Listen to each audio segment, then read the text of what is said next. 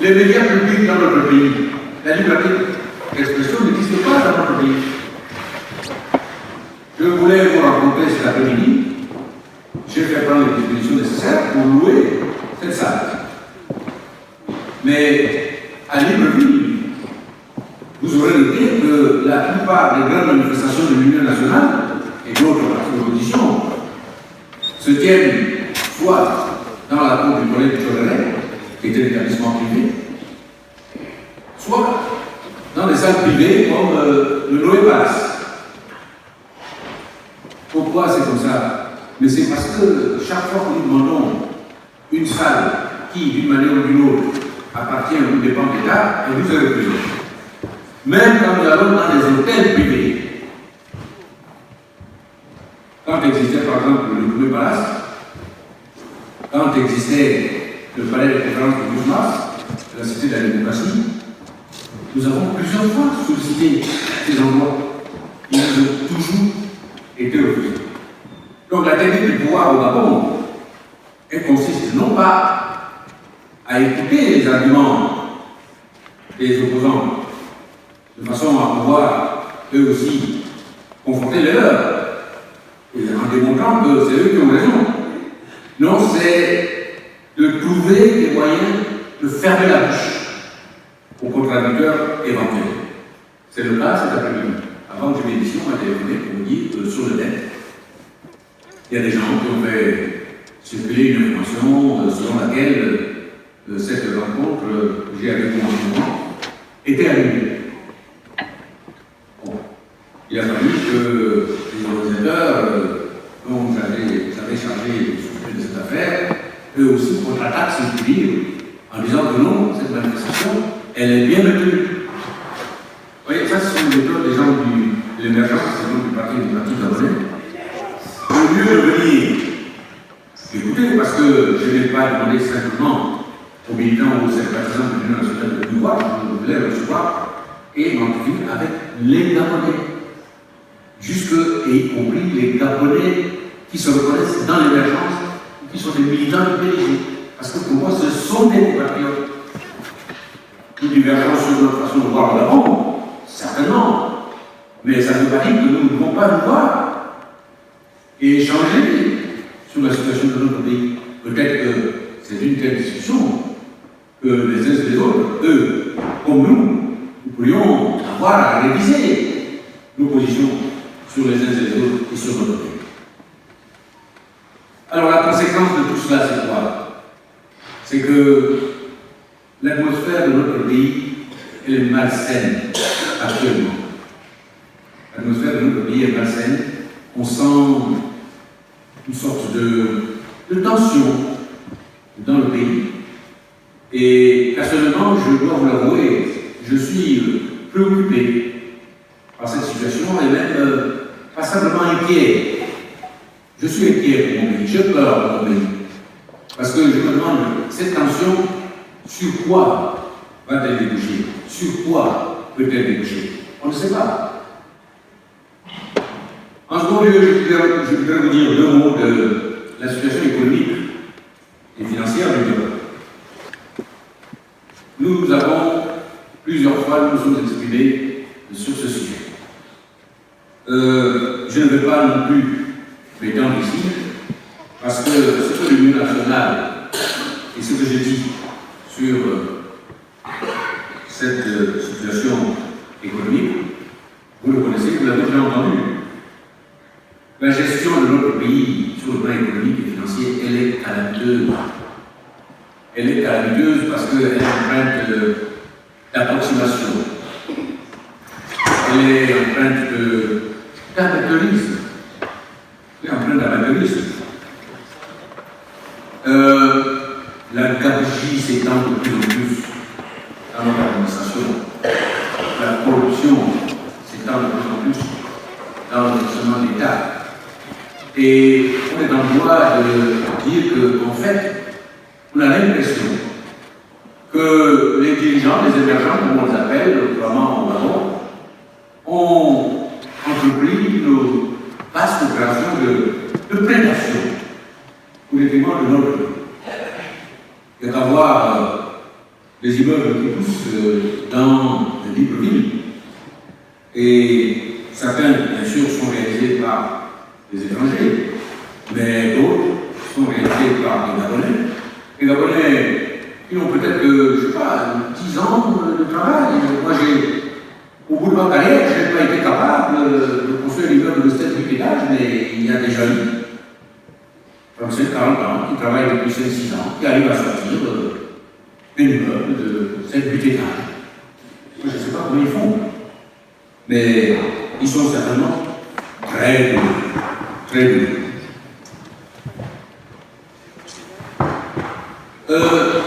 Une autre illustration de la mauvaise gestion économique et financière de notre pays, c'est qu'il n'y a plus de loi de règlement dans notre pays. Je m'excuse d'évoquer cet aspect un peu technique. On établit un budget de l'État. Un budget qu'on appelle un budget préventif. Ensuite, au cours de l'année, il arrive, on le modifie. On fait une loi de finances rectificative. On exécute le budget. Une fois que l'exécution est arrivée à terme, on fait établir l'exécution finale du budget qui est constatée dans une loi de règlement. Cette loi de règlement, la Constitution dit qu'il faut, lorsqu'on va présenter le nouveau budget de l'année qui va commencer à l'Assemblée nationale, il faut présenter la loi de règlement du budget de l'année antérieure, l'année N+1. Si on doit présenter le projet du budget de l'année 2017, il faut présenter la loi de règlement du budget 2015. Eh bien, c'est l'article 48 de la Constitution qui exige ça. Eh bien, cette loi de règlement, le gouvernement présente le nouveau budget sans se donner la peine de présenter la loi de règlement des budgets antérieurs. Donc on viole la Constitution allègrement, sans souci.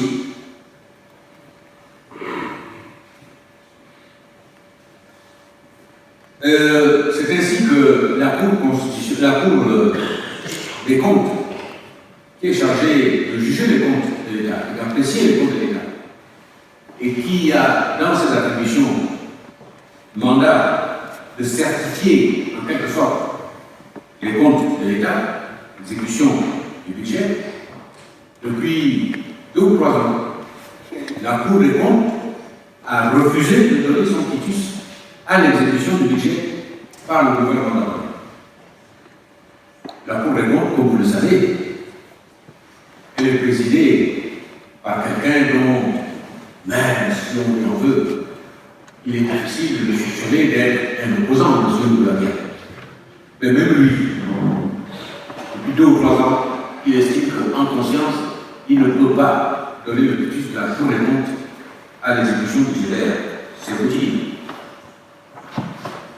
L'endettement public. Alors évidemment, le pouvoir dit que l'endettement public du Gabon n'a pas encore atteint la cote d'alerte. Là aussi, je ne peux pas m'étendre, parce que c'est une grande technique, je pense, qui n'intéresse pas les gens. On considère en finance publique que la limite vraiment maximale de l'endettement public d'un pays ne doit pas dépasser les 60% du PIB.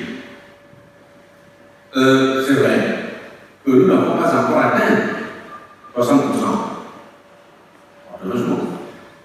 Aujourd'hui, nous nous situons à peu près autour de 45 à 50% du PIB au niveau de notre endettement. Cet endettement public s'est beaucoup accru. Il n'y a pas très longtemps, nous étions à peu près autour de 30%. Maintenant, nous sommes déjà à 45-50%. Ça veut dire qu'on s'approche de la cote d'alerte et qu'il faut commencer à faire attention.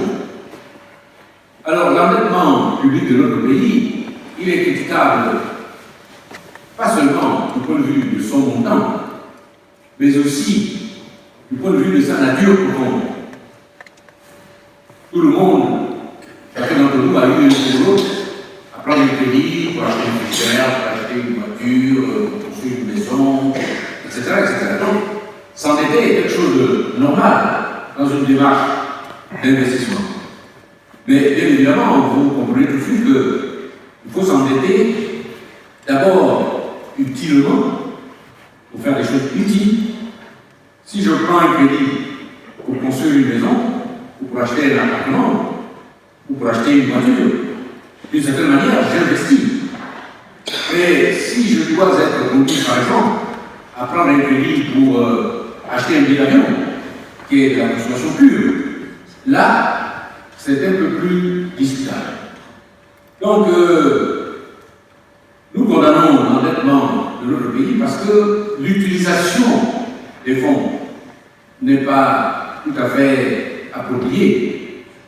Si on s'endette, il faut qu'on s'endette pour réaliser des investissements qui augmentent les capacités productives du pays et de ce fait permettre d'initier, de développer, d'amplifier des activités économiques qui elles-mêmes vont rapporter directement ou indirectement à l'État, lui permettant ainsi de se désengager et d'être condamné.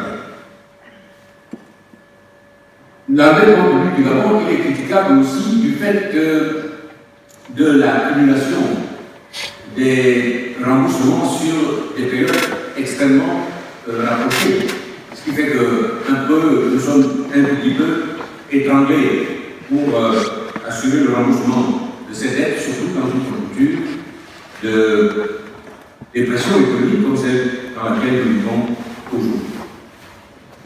En troisième lieu, la situation sociale. Je ne m'étends pas là non plus. Le chômage est une réalité qui frappe la classe ouvrière de notre pays, les travailleurs de notre pays, surtout les jeunes. Surtout les jeunes.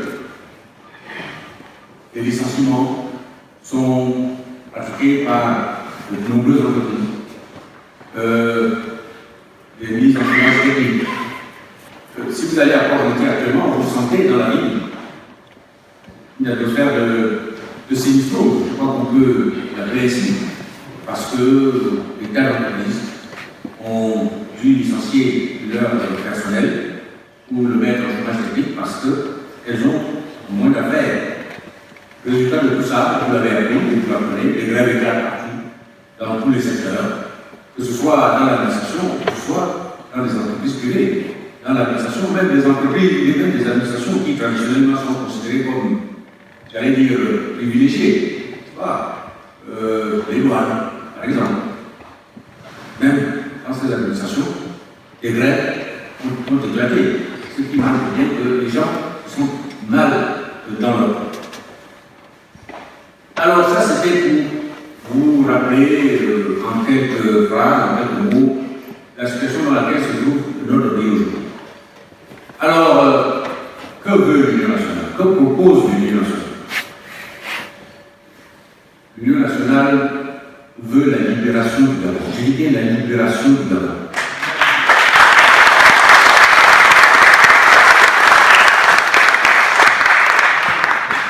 L'Union nationale veut que l'alternance politique, enfin, survienne dans notre pays. Parce que notre pays, depuis l'indépendance, n'a jamais connu d'alternance politique. Quand le relais passe de Léon Bala à Albert Bernard Delon, qui était son directeur de cabinet, qui était son vice-président de la République, qui était militant du bloc démocratique de la République, il n'y a pas d'alternance. Il y a simplement changement de la personne du président de la République. Lorsque M. Ali Bongo Oliba succède dans les conditions que vous savez, que j'ai continué de rappeler ici, à Omar Bongo, il n'y a pas d'alternance politique. C'est la continuation dans des mains différentes, avec des personnes différentes de la tête du pays, d'une politique qui est quasiment similaire. Donc, l'Union nationale, mon parti, travaille pour libérer le Gabon pour que l'alternance politique survienne dans notre pays, de façon à opérer une réelle rupture. Je dis bien rupture avec le système PDG.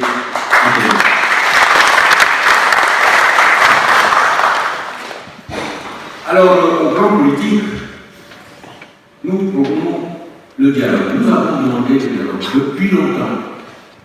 Nous avons demandé un dialogue inclusif et sans tabou. Inclusif, ça voulait dire intégrant aussi les représentants de la société civile, les organisations, les associations, parce que ce pan de la société joue un rôle de plus en plus important dans la marche de notre pays, et nous pensons qu'il est bon de les intégrer à ce dialogue. Sans tabou, c'est ce que nous demandions. Sans tabou, ça voulait dire quoi? Ça voulait dire que tous les problèmes qui font problème dans notre pays doivent être traités. On ne doit rien mettre sur le tabou. Nous pensons bien sûr au problème de la situation administrative de M. Ali Bongo Ondimba. Souvent, nous entendons dire c'est de la xénophobie. Vous parlez de la naissance ou de l'absence de la naissance de M. Ali Bongo parce que vous n'avez rien à proposer. Non, il ne s'agit pas de ça. Il ne s'agit pas de xénophobie. Et en ce qui concerne notre vision du Gabon, nous l'avons déclinée plusieurs fois, dans des déclarations, des interviews, des articles de presse. Et en ce qui nous concerne, soyez rassurés, mes équipes sont en train de mettre au point le projet de société, comme on aime l'appeler, que j'aurai à présenter au Gabon, mais qui s'appuiera principalement sur le programme déjà arrêté au congrès des 25, 26, 27 avril par l'Union nationale, mais naturellement j'ai ajouté 2 ou 3 idées personnelles. Donc ce programme ayant déjà été adopté, il est déjà connu. Ce sera le socle du programme du candidat Oyema. Donc nous posons ce problème parce que réellement il empoisonne la vie politique de notre pays. Pourquoi il empoisonne la vie politique de notre pays? Mais parce que M. Ali Bongo, il est le président de la République. Même si moi je n'ai pas voté pour lui, même si je me suis présenté contre lui, mais aujourd'hui c'est lui qui est au palais.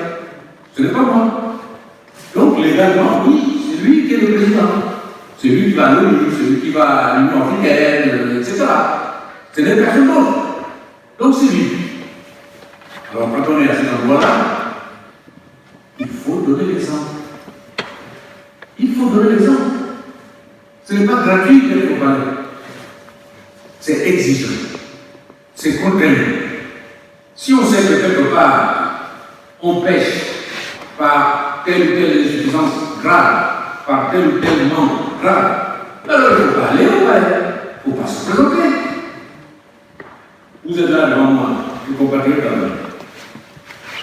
Je suis sûr que dans plusieurs étapes de votre vie, on vous demande de présenter un acte de naissance. Vous voulez vous inscrire dans une faculté, dans l'école, on vous demande de présenter un acte de naissance. Vous voulez vous présenter à l'école pour subir les années de permis de conduire, on vous demande de constituer un dossier. Vous souhaitez solliciter la reconduction de votre bourse, on vous demande de constituer un dossier.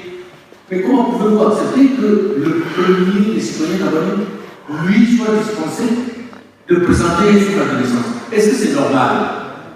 Ce n'est pas normal. C'est un citoyen comme les autres, il doit présenter cette pièce.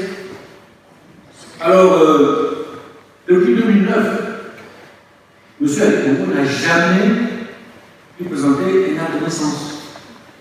Si, il en a présenté successivement plusieurs. 2, 3 actes de naissance. Alors, je suis sûr que vous comme moi, nous n'avons qu'un seul acte de naissance. Si on nous le demande, nous ne pouvons que le présenter. Celui-là, parce que nous n'en avons pas d'autre. Mais Ali, c'était quelqu'un d'extraordinaire, c'était quelqu'un de spécial. Il a pu sortir de 3 connaissances différentes. Ce n'est pas normal. Ça veut dire qu'il triche. Moi, je ne veux pas qu'on entraîne, ni qu'on entraîne les Gabonais dans des discussions qui ne les concernent pas. Monsieur Omar Bongo Ondimba a laissé, comme on dit au Gabon, une nombreuse famille. Très bien. Ses enfants, comme ça arrive dans d'autres familles aussi, surtout à la vue d'une fortune aussi colossale, on comprend que les appétits s'éveillent, séduisent et s'entrechoquent. Je dirais que c'est quasiment un phénomène physique. Donc, ils se disputent cet héritage avec leur supposé frère. Ça, c'est leur affaire. C'est leur affaire, ce n'est pas mon affaire. Moi, je ne suis pas un enfant de M. Omar Bongo. Je n'attends pas un franc de sa succession. Donc, je ne suis pas intéressé par ça. Je ne suis pas concerné par ça. Ce qui me concerne moi et qui concerne vous tous, ce sont les conséquences politiques des ambiguïtés de l'état civil de M. Ali Bongo Ondimba, parce qu'il est le président. Et parce que la constitution de notre pays dit dans son article 10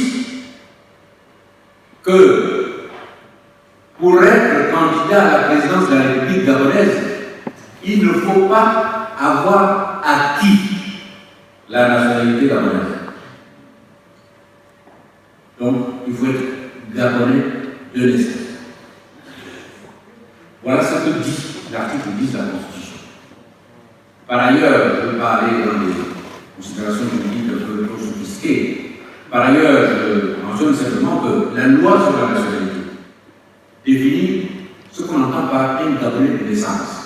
Un Gabonais de naissance, c'est un Gabonais dont le père et la mère sont eux-mêmes Gabonais de naissance, ou au moins l'un des deux parents, soit le père, soit la mère. J'aime souvent prendre cet exemple de ma vie personnelle parce qu'il est simple et il est parent. Comme beaucoup d'entre vous sans doute le savent, je suis marié avec une femme d'origine malgache. Elle a acquis la nationalité gabonaise parce qu'elle s'est mariée avec un Gabonais qui s'appelle Casimir Oyema. Elle était fonctionnaire gabonais en tant que professeur des lycées écoliers, intégrée dans la fonction publique. Elle peut être candidate à la députation. Elle peut même être ministre au Gabon. Elle peut être le directeur général d'une administration au Gabon. La loi ne l'interdit pas. Mais en ce qui concerne la présidence de la République, la loi a dit que quelqu'un qui n'est pas gabonais de naissance ne doit pas pouvoir être candidat. Donc, ne peut pas être élu président de la République. C'est la Constitution qui dit ça. C'est la Constitution. Alors, on peut avoir là-dessus un avis personnel. Les gens peuvent légitimement penser qu'il n'est pas normal que pour l'accession à la présidence de la République, ou formuler une candidature à la présidence de la République, les gens peuvent penser qu'il n'est pas normal qu'on fasse une distinction entre les Gabonais, selon qu'ils sont de naissance, ou selon qu'ils ont été, comme on dit, naturalisés. On peut penser ça. Mais, Duralex, sed lex, comme disait le latin, il faut appliquer la loi telle qu'elle est.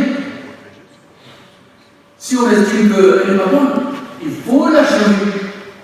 Mais tant qu'on n'a pas encore changé, ça s'appelle le droit positif. Donc il faut l'appliquer.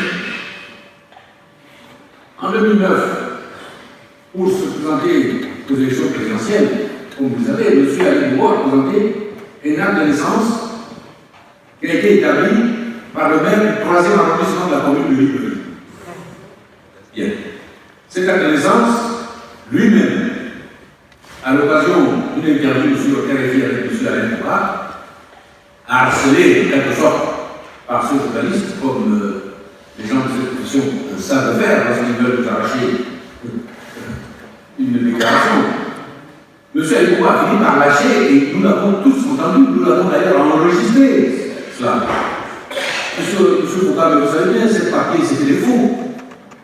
Donc, lui-même a reconnu que l'acte de naissance qu'il a fait établir en 2009 au 3e arrondissement de Libreville, et qu'il a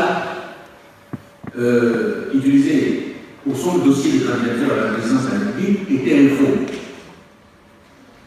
Mais comment nous pouvons accepter, nous les Gabonais, qu'à la tête de notre pays siège un faussaire, quelqu'un qui fait des faux et qui utilise des faux? Administrativement, c'est grave. Mais moralement, c'est aussi grave. C'est plus grave. C'est triste. C'est lamentable. C'est pathétique. C'est pathétique. Merci.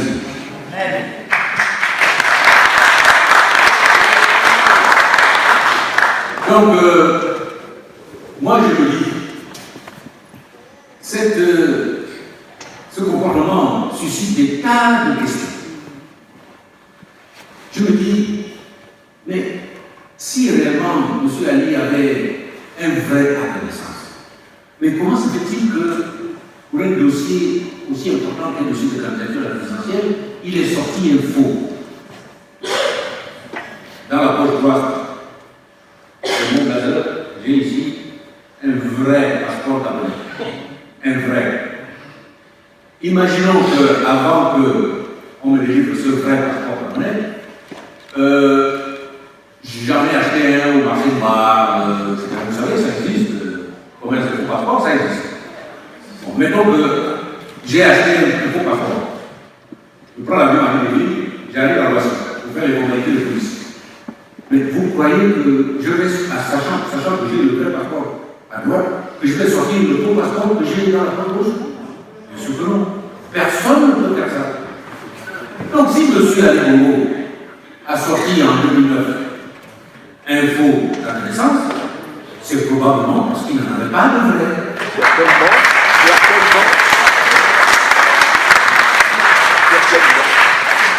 Alors, autre question. Le présentateur tout à l'heure, monsieur, il a eu l'amabilité de rappeler qu'au sortir de la conférence nationale, nous avons élaboré une constitution qui est celle de 1991. À l'époque, j'étais Premier ministre de notre pays. Donc, oui, j'ai un peu participé à ça. Bon, cette constitution, aujourd'hui, est considérée un peu comme une constitution référence. On souhaite revenir à ces principes, à ces idées, sinon à certains éléments de la lettre de cette constitution. Alors, dans la constitution de 1991, cette disposition n'existait pas. Elle a été introduite à l'occasion d'une révision constitutionnelle en 1900, dans les années 97, 97-98. Qui était président de la République gabonaise en 1997-98? Omar Bongo Oliba. Omar Bongo Oliba, il n'est pas mort d'une crise cardiaque, parce que la crise cardiaque, elle arrive, je suis là devant vous, je suis en train de parler, et puis tout d'un coup, je me boule, et je pars. Il n'est pas mort d'un accident d'avion, parce que quand je prends l'avion pour monter, je ne pense pas que cet avion va se cracher. Il n'est pas mort d'un accident de voiture. Toutes choses qui sont des circonstances de mort brutales, inattendues, imprévisibles. Il était malade, plusieurs années. Donc, admettons que le président Omar Bongo, après avoir introduit en 1997-98 cette disposition, 2 ou 3 ans après, il réfléchit, il se rend compte qu'il a fait une erreur, qu'il faut l'enlever. Il a eu le temps, 11 ans, il est mort en 2009. Il a eu le temps de l'enlever. Alors, question, pourquoi a-t-il mis ces dispositions dans la Constitution? Autre question, pourquoi ne l'a-t-il pas enlevé jusqu'à sa mort? Moi, je je vais vous poser des questions. Alors, je pose une autre question. Enfin, je pose, non. En raisonnant, en réfléchissant, surgit une autre question. Monsieur Ali Bongo est au palais depuis 2009. Il a à l'Assemblée nationale une majorité plus que confortable. Il a au Sénat une majorité plus que confortable. Non.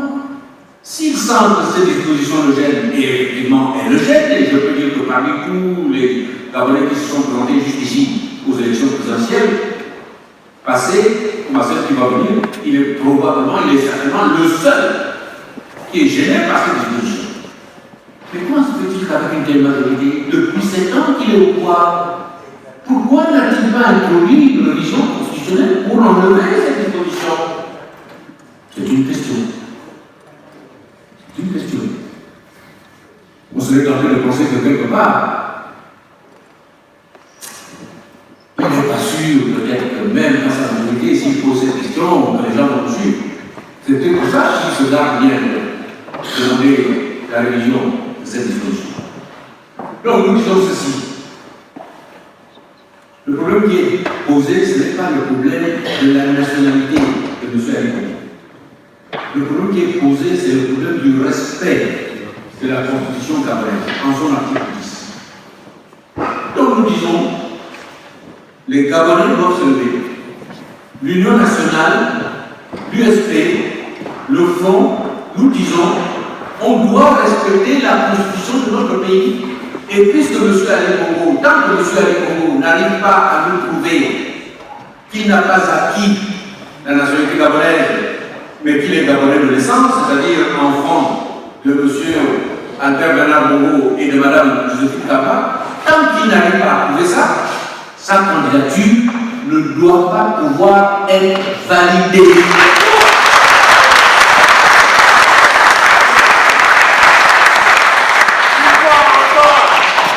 C'est pour cela que nous combattons pour que la candidature de M.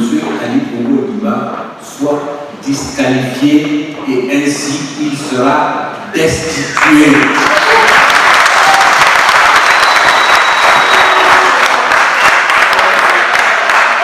Donc, Madame la Présidente des femmes commando, j'espère que vous avez entendu le mot que j'ai prononcé. Nous souhaitons que M. Ali Bongo, pour parler un français facile, sorte du palais.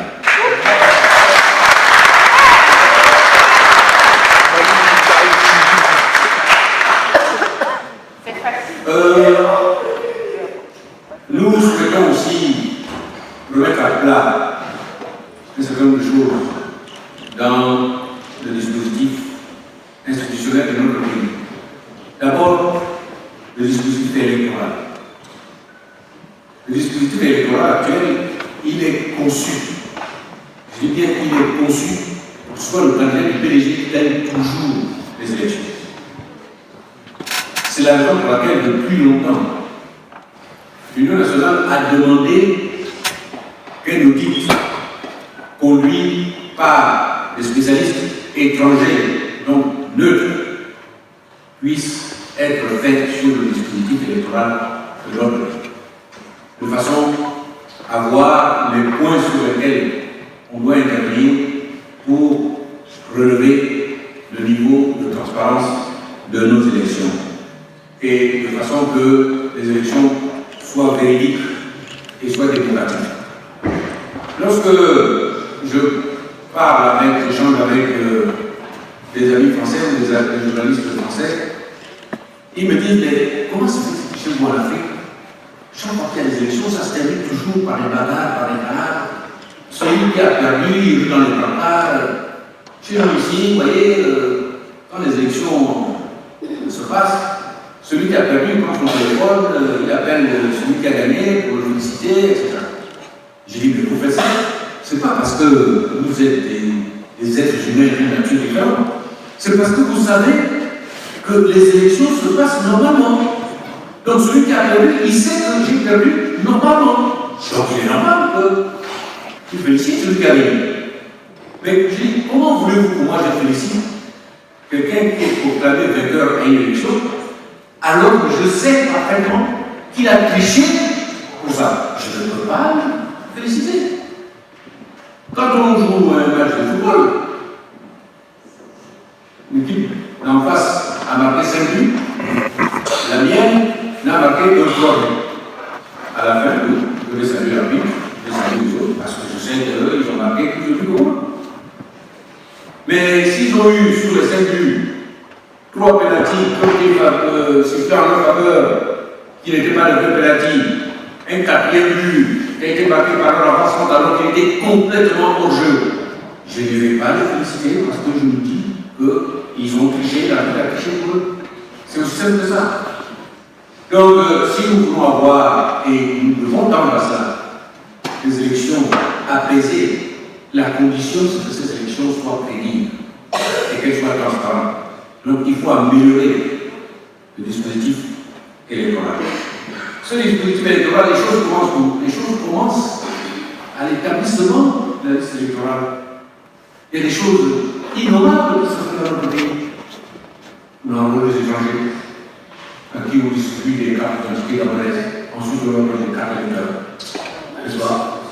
Et ils vont voter, bien sûr, dans le sens qui convient au pouvoir. Nous avons demandé que la liste électorale soit biométrique. Alors, vous êtes loin, évidemment, peut-être que vous avez entendu dire par le pouvoir qu'effectivement, on utilise maintenant la biométrie pour faire la liste électorale. Mais c'est une biométrie biaisée, tronquée.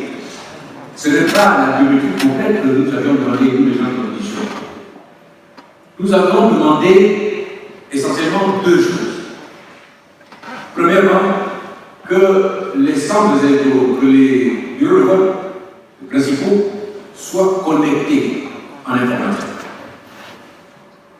On nous dit que ce n'est pas possible. Techniquement, ce n'est pas possible.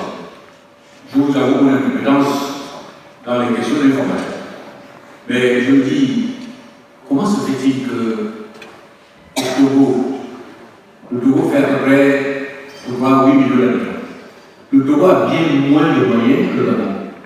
Il y a des élections présidentielles. Ils ont pu établir une liste électorale, je ne dis pas qu'elle était parfaite, mais qui a été acceptée même par monsieur de l'opposition. Si le Togo peut le faire, mais comment nous, le Gabon, nous pouvons le faire?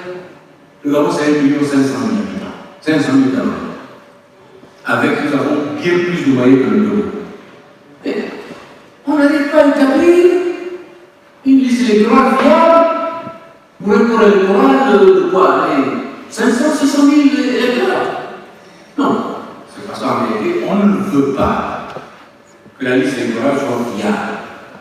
Parce que quand les choses sont claires, on ne peut pas tripapiller. Pour pouvoir tripapiller, il faut qu'il y ait le flou. Le pouvoir gabonais actuel aime le flou. C'est pour ça qu'ils ne veulent pas faire une vraie liste électorale biométrique. Nous demandons alors l'interconnexion des centres électoraux. Bon, j'entends bien que peut-être que Donguila, c'est pas possible de connecter Donguila avec le reste des bureaux électoraux du Gabon. Je peux comprendre qu'à Nzézé, qu'à Mamanda, qu'à Onga, qu'à demi-pays, vous savez où c'est demi-pays au Gabon? Ah, il faut connaître d'abord les enfants. C'est le même fond du Gabon là-bas. Bon, donc je peux comprendre qu'à demi-pays, à Ekata, ce soit difficile de connecter ça avec Libreville. Je peux comprendre ça. Mais nous savons aussi que 75 à 80% des Gabonais vivent dans des centres urbains. Donc, si on connecte Libreville, Port-Gentil, Franceville, au Yémen, je pense qu'on a déjà peut-être 75 à 80% du corps électoral gabonais. Et c'est suffisant pour avoir une vision réelle des choix opérés par les Gabonais. Nous demandions aussi, deuxième chose importante, que chaque électeur qui se présente à un bureau de vote puisse être identifié.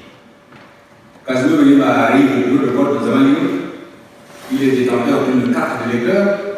Il faut qu'on puisse s'assurer que ce monsieur-là qui se présente avec cette carte d'électeur au nom de Casimir Oyemba, c'est bien Casimir Oyemba et pas un autre. Parce que dans notre pays, ça se fait. On donne, il y a des fantômes qui viennent voter. Non, il y a des hommes vivants qui prennent les cartes d'électeurs des autres et qui vont voter pour eux. De la sorte, je peux voter à 10 heures au bureau de vote de Zamani. Je prends ma voiture, je vais à Cambo, j'arrive à Cambo vers midi, je vote à Cambo, je reprends ma voiture, je vais à Bifoun, je vote à Bifoun. C'est possible dans le Gabon d'aujourd'hui. Nous devons mettre fin à ces erreurs. Donc voilà les choses que nous demandons. Et ça nous paraît des choses tout à fait réalisables parce que d'autres pays les ont réalisées. La centralisation des résultats, nous souhaitons que ça aussi, ça soit amélioré. Le palabre qui s'est passé aux élections présidentielles, par exemple, de 1993, aux élections présidentielles de 2009, en 2009, alors que la Sénat, qui est chargée de centraliser les résultats qui viennent du tout le Gabon, était encore en train de procéder à cette centralisation. C'est là que le ministre de l'Intérieur a proclamé les résultats à la télévision, avant que la Sénat, qui est chargée de ça, ait fini son travail. C'est pour ça que le vice-président de la Sénat, M. Nzembi, qui représentait l'opposition, a refusé de signer le procès verbal de la Sénat. Il a dit non, nous étions encore en train de travailler. Quand on a vu le ministre de la télévision annoncer les résultats, il dit non, moi je n'ai pas signé le procès verbal comme ça. Donc voilà les choses qui sont dans notre pays. Et que nous devons changer. Nous voulons réformer les institutions de notre pays. Réformer la Sénat. Réformer la Cour constitutionnelle. Alors, la Sénat, on dit officiellement qu'elle est constituée à parité. Des gens représentant la majorité, le pouvoir, et des gens représentant l'opposition. À égalité. Ça, c'est la théorie. Mais dans la réalité, qu'est-ce qui se passe? Il se passe que dans les multiples et nombreux partis d'opposition qui existent dans notre pays, dont certains ont été affiliés, on peut dire à juste titre, du surnom de parti de Gazelle, tellement leur rôle dans l'animation de la vie politique est epsilonique, pour ne pas dire inexistant. Mais ces partis-là, qui sont soi-disant des partis d'opposition, ils sont en réalité dans la main du pouvoir. Donc, on les envoie avec le chapeau de représentant de l'opposition au siège à la Sénat, mais en réalité, ce sont des gens du pouvoir déguisés en opposants. Contre. Vous m'avez compris. Donc, nous devons réformer ça. La Cour constitutionnelle, j'ai beaucoup de respect pour Mme Morin-Marie-Madeleine. Mais quand même, un peu de scrupule, un peu de gêne. André Moko m'avait dit, la Cour constitutionnelle du Gabon, c'est comme la Cour de Pise. Elle penche toujours du même côté. C'est la réalité. Madame Moranjo, vous connaissez ses relations familiales avec M. Ali Bongo Oliba. Madame Moranjo, elle est présidente de la Cour constitutionnelle depuis la création de la Cour constitutionnelle. 1991. Quand même. Je suis persuadé que même parmi les magistrats, comment dirais-je, acquis à l'émergence et qui soutiennent M. Ali Bongo, je suis persuadé qu'il peut trouver d'autres à la place de Mme Moranjo, parce que j'ai l'impression que malgré ces qualités que je connais par ailleurs, elle commence à être usée à cette fonction. Elle commence à être usée. Donc, et puis la Cour constitutionnelle, évidemment, c'est 9 membres. En cela, nous avons limité un peu les choses se font ici, 3 sont proposés par le président de la République, 3 sont proposés par le président de l'Assemblée nationale et 3 sont proposés par le président du Sénat. Mais comme ces 3 autres personnalités sont toutes du même parti, naturellement, les gens qui sont proposés, ce sont des gens qui sont aussi de ce parti. Donc, la Cour constitutionnelle, nous avons, elle est monolithique. Elle est monolithique, c'est pour ça qu'elle a tendance quelquefois à ne pas seulement dire le droit, ou tout au moins à dire un droit qui soit agréable aux oreilles du pouvoir. Ça aussi, c'est des choses qu'on doit faire et qu'on doit pouvoir faire évoluer. Il faut faire une réforme de la Constitution, une révision de la Constitution. Peut-être même faire voter une nouvelle Constitution. En tout cas, il y a 2 ou 3 points qui méritent peut-être révisés. Réintroduire les 2 tours de scrutin aux élections. Parce qu'un seul tour de scrutin, c'est une méthode complètement archaïque et en tout cas foncièrement antidémocratique. Faire rétablir aussi la limitation du nombre des mandats présidentiels qui existait en 1991. Aujourd'hui, le président peut se présenter autant de fois qu'il le veut. Nous pensons que le président pourrait faire 2 mandats.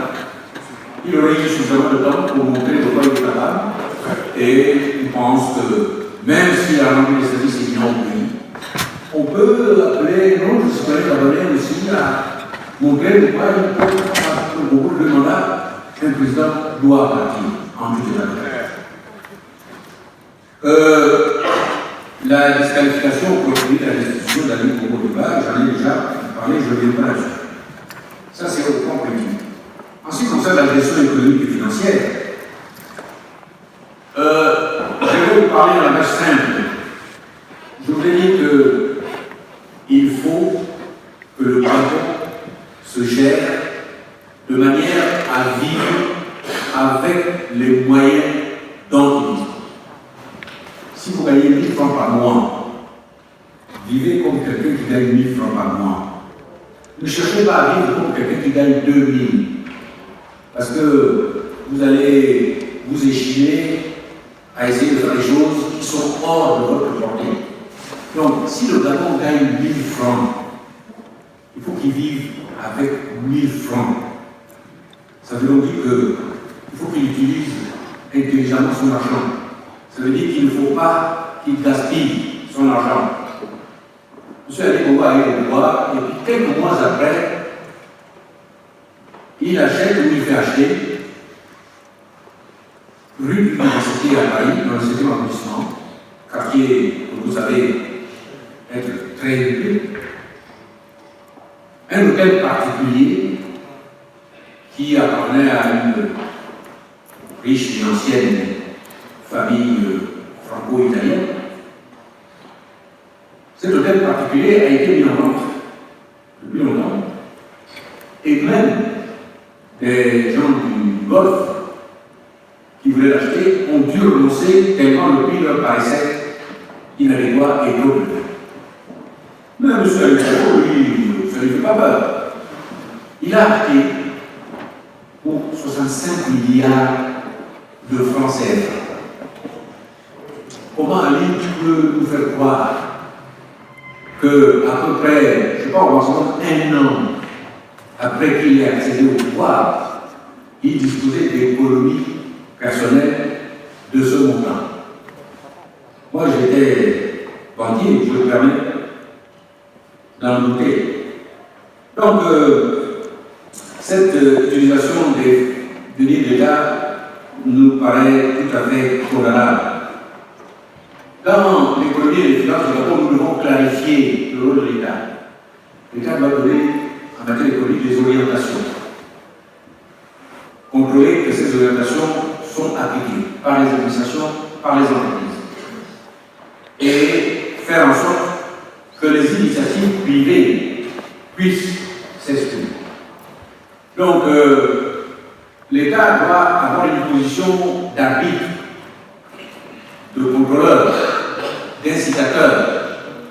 Mais lorsque l'État lui-même où les gens qui incarnent l'État sont eux-mêmes des acteurs économiques éminents, il y a un problème. Il y a un problème. La famille présidentielle est détentrice d'une holding qu'on appelle Delta Synergie. Delta Synergie, moi je ne suis pas jaloux d'eux. Je décris simplement la situation de notre pays. Delta Synergie est actionnaire de presque tout ce qui compte dans notre pays. Ils sont par exemple ainsi actionnaires de la première entreprise du Gabon, Total Gabon. L'État gabonais est actionnaire de Total Gabon. L'État gabonais. Mais la famille Bongo est aussi actionnaire de Total Gabon. Alors, je veux bien croire qu'ils sont vertueux, que ce sont des purs, mais quand même, j'imagine que lorsque le conseil d'administration de Total Gabon se pose, par exemple, la question de l'affectation des bénéfices réalisés par Total Gabon, est-ce qu'on doit mettre beaucoup plus d'argent en réserve pour conduire la recherche pétrolière de façon à pouvoir découvrir de nouveaux puits et garantir la pérennisation de l'exploitation pétrolière dans notre pays, ou est-ce qu'il faut distribuer un peu plus de dividendes pour les actionnaires? Même s'ils sont vertueux, je peux comprendre humainement qu'ils disent que non, il faut distribuer un peu plus de bénéfices. Au détriment de l'autre, c'est ce qui peut être l'intérêt de l'État. Donc, ce mélange des gens, il est condamnable. Celui qui est à la tête du pays, je ne sais pas combien gagne le président de la République gabonaise. Mais il faut le mettre totalement à l'abri du besoin et des tentations. Même si, mettons que le président de la République gabonaise gagne, je ne sais pas moi, je ne sais pas, j'ai pris des 100 millions de francs CFA par mois. Donnons-lui 300 millions de francs CFA par mois. Si nous voulons, au moins comme ça, nous pouvons lui dire, on t'a gâté, donc le reste, laisse ça.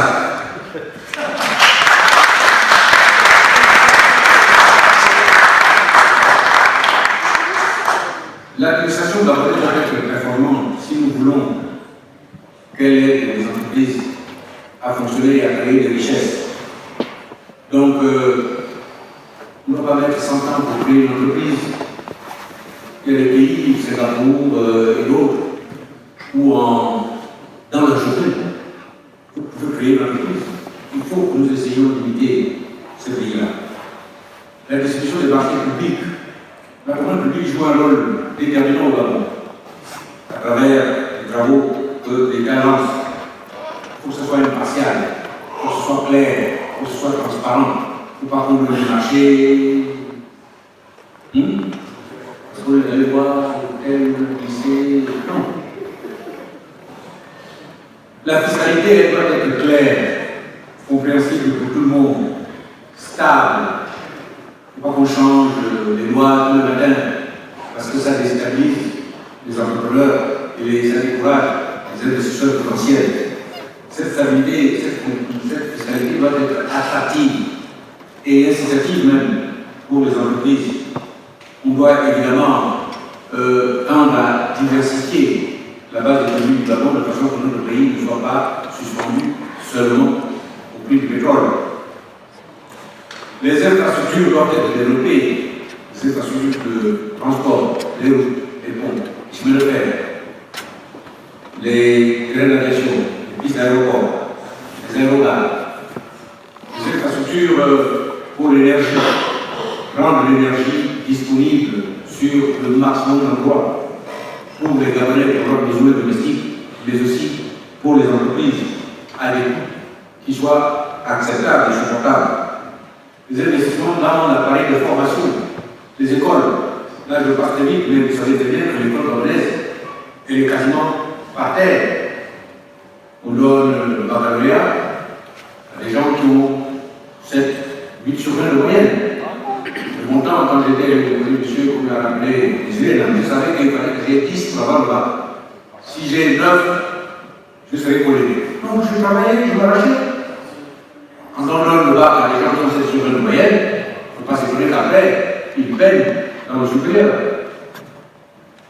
La santé. Alors, l'État se caractérise de construire d'abord construire dans les mots, construire des CHU ici, des CHU là. Mais la réalité est beaucoup moins réjouissante.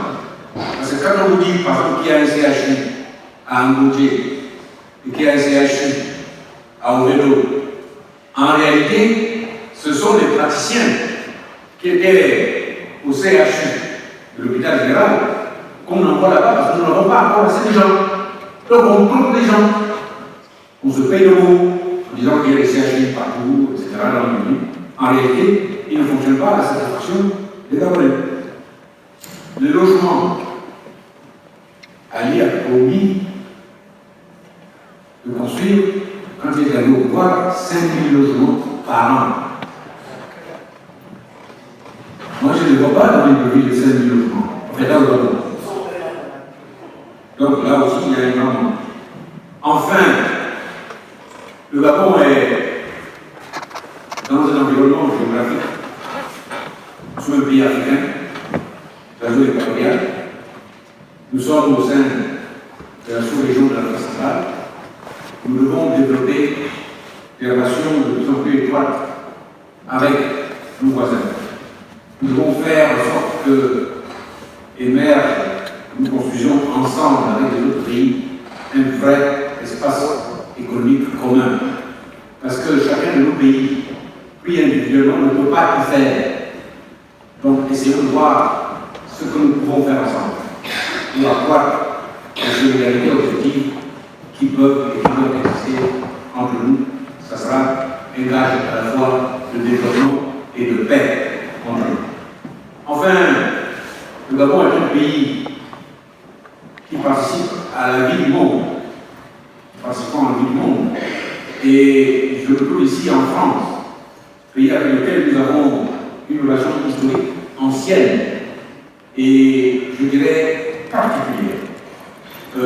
La France, c'est la France, le Gabon, c'est le Gabon. Nous sommes deux pays amis. Je pense qu'il est de l'intérêt du Gabon de maintenir un relationnel fécond, amical, étroit, solidaire avec la France. Mais, parce que c'est dans l'intérêt du Gabon, et c'est aussi dans l'intérêt de la France.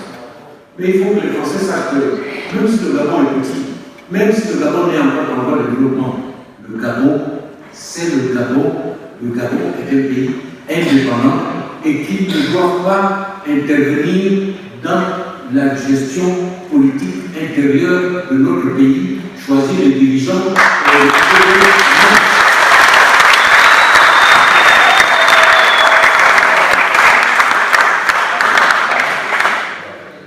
Donc, voilà, chers compatriotes, les quelques idées que je souhaitais soumettre à votre attention.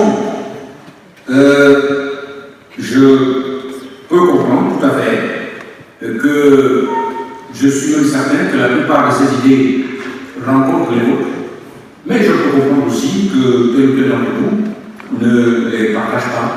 Donc, je suis heureux de pouvoir, après avoir fait cette communication, échanger avec vous. C'est aussi le but de ma rencontre ce soir avec vous.